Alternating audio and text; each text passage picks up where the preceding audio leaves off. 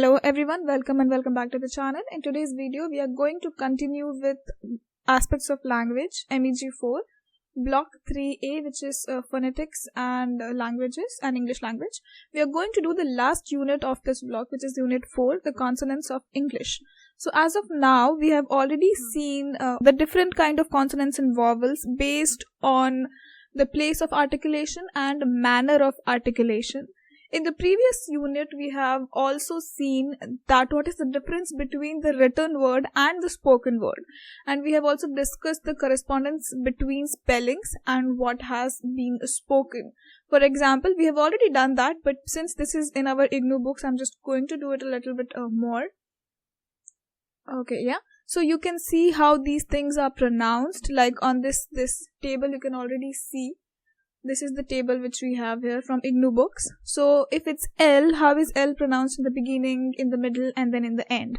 And then we had also seen all these signs and then how these signs, which are the phonetics of a language, how are these allowing us to pronounce certain words, and how is English language very different from how it is spoken and how it is written.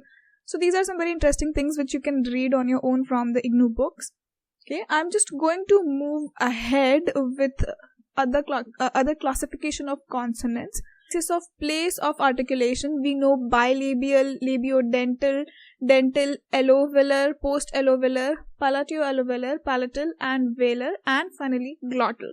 And then on the basis of manner of articulation, we know that it's plosive, affricate, nasal, fricate. So on the basis of these classifications, we will find, we have already actually discussed that the manner of articulation, we have 6 plosives, 2 affricates, 3 nasals, 9 fricatives and 3 approximants and 1 lateral approximant. And then on the basis of place of articulation, we have these following classifications in English language of consonants. So total there are 24 consonants, out of which 9 are voiceless and then the remaining are voiced. So in our previous videos, not the last video, but in the previous videos, we have already discussed that what are voiceless and what are voiced. But just in case you want to understand again, voiceless are like this swar in Hindi, which is a, e. When you say out these words, these alphabets, you will not feel a vibration in your throat. Like if you say you won't feel this but when you say certain consonants like b, s, then you will feel vibration. So these are voiced. So this is voiced and voiceless. I have discussed this in more detail in the other videos. So let's just start with the detailed description of consonants. We will start with this. So the first one we have is plosive. Plosive. What is the meaning of plosive? Plosive is a consonant that is produced by stopping the airflow using the lips, teeth or palate. And then it is followed by a sudden release of air. So what are you doing? You are going to stop the air. You're going to stop the air with either the use of your lips or your teeth or your palate. And then suddenly you will release that air, which will create the sound of the alphabet which you are trying to pronounce. So certain examples of these plosives are, if you're talking about bilabial, which means you're using 2 lips. Both the lips are being used. Then it is p, b. As you can see, when you try to speak these alphabets, when you say p, when you say b, both of your lips are being used. So then this is bilabial. Then there is alveolar, that is t and d. What is alveolar? Alveolar is something which is used with, which is pronounced with the help of your upper teeth and your lungs. So when you say the alphabets t and d, then you are using your tongue and the upper part of your mouth and sometimes your teeth, behind the upper teeth, that area you are using. Then we come to velar like k and gh. So what's happening is that you are using the upper part of your mouth to stop this air from coming out. And then they have described further that p, t, k are voiceless and b, d, g are voiced. P, t, k. When you say this, you will not feel the vibration. But when you say b, d, g, then you will feel the vibration. You have to do it on your own and you will realize it, how it works. Then we are going to discuss the bilabial plosives. So I am not going to do all of them because you can see down here there are so many different examples. I'm not going to do all of them, otherwise it will take a long time. But I'm going to talk about the basic ones, the examples which you can understand. So we are talking about P here, the sound of P. So when you say P initially, then it is unaspirated. For example, in the word prevent, leopard, spy.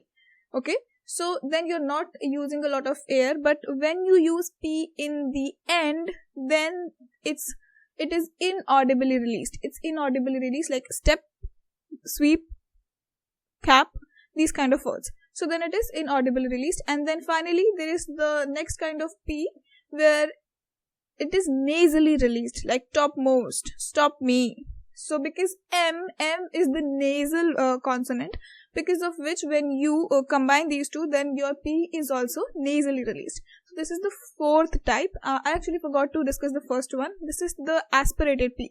We have discussed the unaspirated P. This is the aspirated P, which is the one which we mostly use, like pool, Paul, appear, these kind of ones. Okay. Then we come to T and D. Again, just like that P, these are also different kinds of allophones of T. Allophones is, it is the same word. T is the same. It is still T. It is T in litter. It is T in white. It is T in button. It is T in kettle. It is T in these. But can you see how we pronounce it very different? The T in tree from all the other T's. So these are all the allophones of T. These are all the different sounds of T. So the first one is it becomes devoiced when we say it in twist. The second one is it becomes unaspirated when we say it in litter. Then it is inaudible when you say white. You're not actually emphasizing on T but the rest of the word. So it's white. Then finally it is nasally released when it comes with button. So we know that M and N both are nasal sounds. So that's why when it is combined with those, then usually the word or the alphabet, the sound also becomes nasal. Then we have laterally released T, which is kettle, bottle. Okay. And finally we have dental fricatives, which is theta, this th sound, these, eighth. Okay. And the last one is post-alveolar in portray, trim, tree. So these are all the allophones of T. They have also given allophones of D. They have given the different sounds which come, voiceless and voiced. You can read them. Then I will come to the second part, which is B. These are the velar plosives. The velar plosive. Plosive, as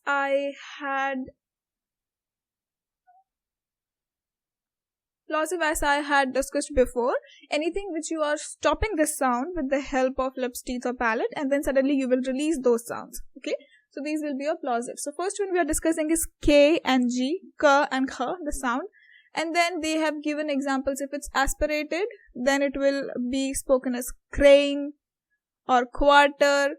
So even though, do you see in quarter there is no K, there is not actually any K used, but this sound of K is coming, and that is why this is your aspirated K. This is your aspirated K, because the sound actually, even though there is no K in this word, but when you're going to write it, it will be written with this K. The sound will be written with K.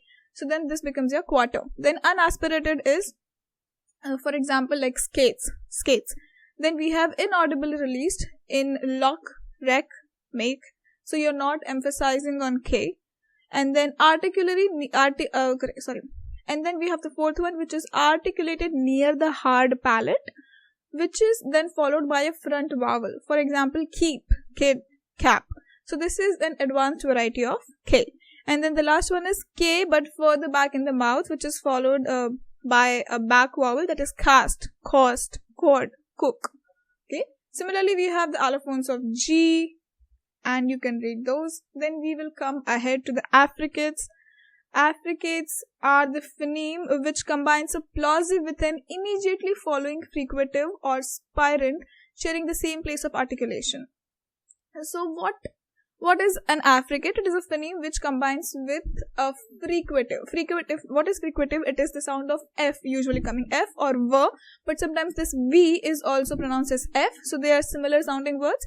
And so if affricate is a phoneme which is combined by a plosive and then it is followed by an F or V sound.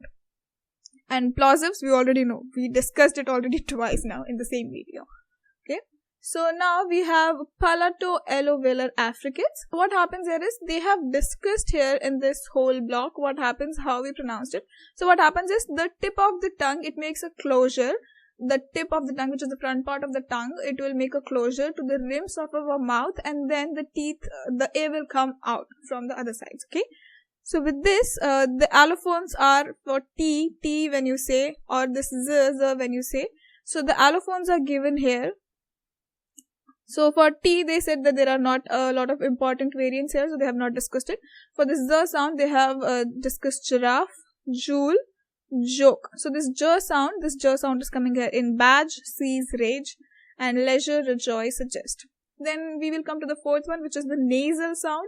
As I had discussed before, I had told you before that M, N, and sound, these are all coming from your nose. So these are the nasal sounds. And we have also seen these in the above examples, that when these nasal sounds are combined with T or P, then that T or P also becomes nasal sound. Okay. So the first one is bilabial nasal, which is M, M.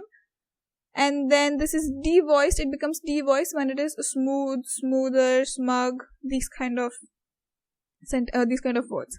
Then we have N, and then we have different sounds of N, and then we have this n sound, and then these are all the different variations of this n sound. Okay. And then we move ahead to fricatives. As I had mentioned, this is the f or the v sound. The f or the v sound, these will be your fricatives. So the labiodental fricatives are f and v, and then these are the various allophones of v. Okay, so for v, they have said it becomes devoiced when it occurs initially. That is like voice, vowel, or vein. And then it becomes devoiced when it comes in the end. That is finally. So this is drive, value, and save.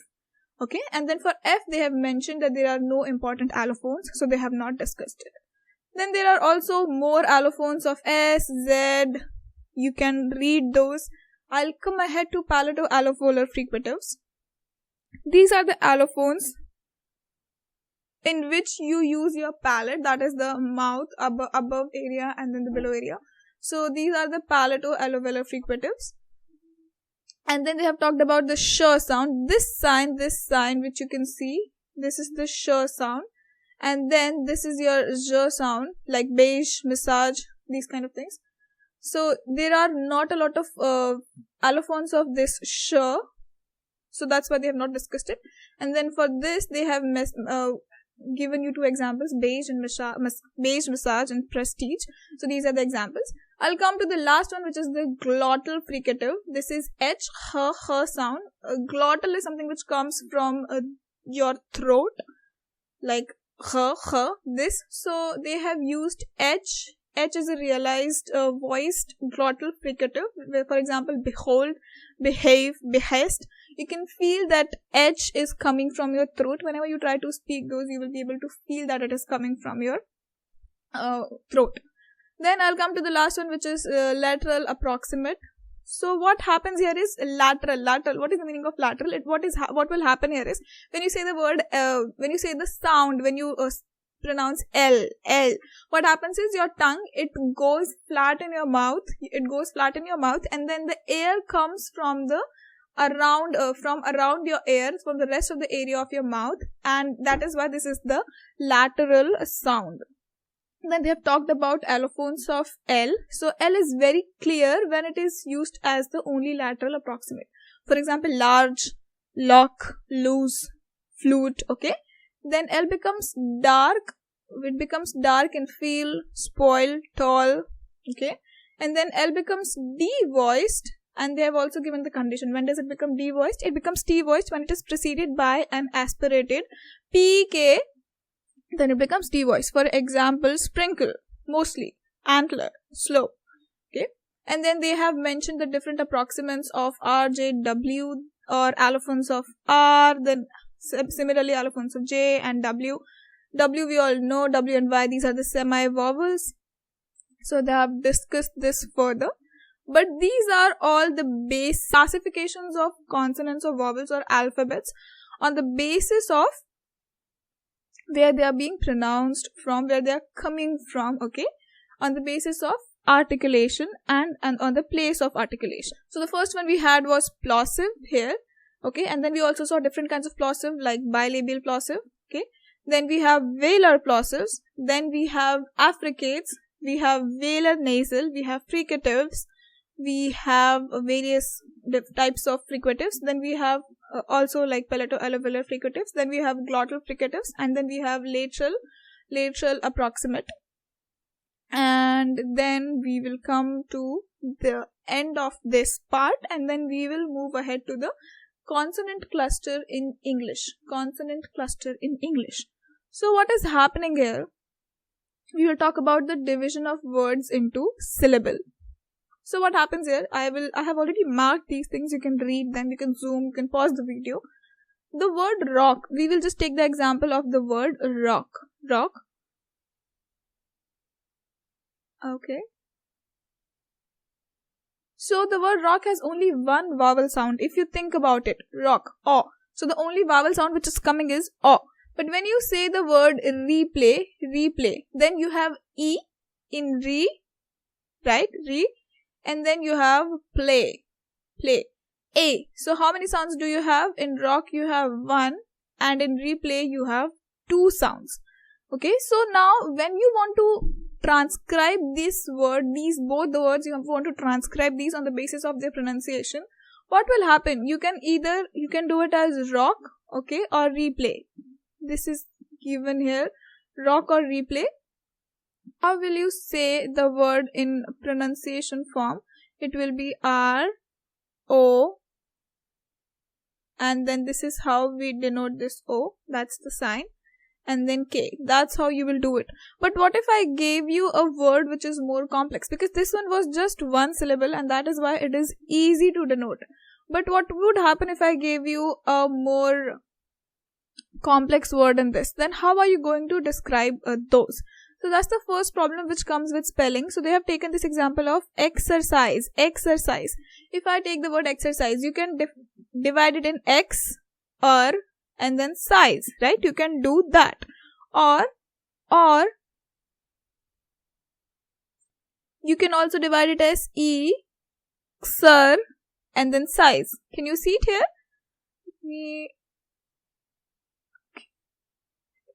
Yeah. So this is X, and size, and then this one is E, xer, and then size. So it's possible like this, it's also possible like this. So which one do we choose? This is the problem. This is the problem with the writing part of the pronunciation. And that's why when this is pronounced, which it is written in the pronunciation form, this is how it is written, exercise, exercise. Okay, so this is how they have talked about the first problem. And then also the second problem is where to mark the syllable boundaries. So these two are the problems. For example, here in excuse, you can also write it as excuse like this. Okay, you can see it here, excuse.